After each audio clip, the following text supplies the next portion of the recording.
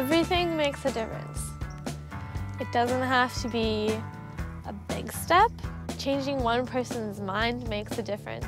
I'm Freya Chay. I'm a sophomore at Kenai High School. I worked with the legislature, the Alaska legislature, to exempt alternative energy systems from real property tax assessment. Growing up in Alaska, I think definitely is a big part of why I really care about the environment. Alaska is a focal point for a lot of really huge environmental issues. We have a huge oil industry, oil and natural gas industry.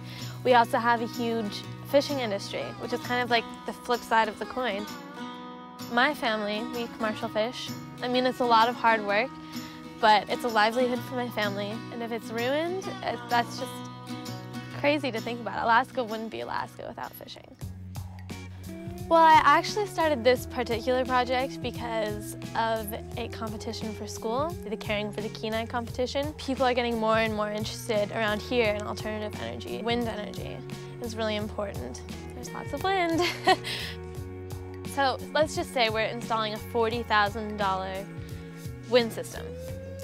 You put it up, you're all excited, but it adds $40,000 of value to your property, which you'll end up paying property tax on. So statewide, what I did was get the legislature to pass an amendment. It takes off that value, it takes that $40,000 and just pretends it is not there.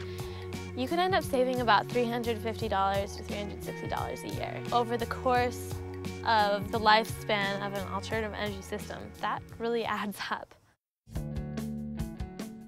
Being 15 and trying to kind of wedge myself into this world of politics has been interesting. I mean, it's been a learning experience. She has a huge amount of energy, but also self-initiative. Do you think it would take extra lobbying from me? She came up with an idea, and she did all the research so that she knew the steps to make it happen.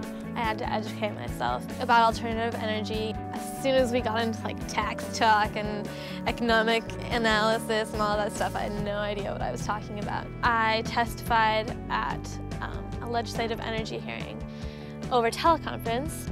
So I wrote a draft bill. I contacted my representative and asked for his help in introducing my wording as an amendment to the Omnibus Energy Bill. SB 220 passed from the legislature, and then it was sitting on Governor Parnell's desk.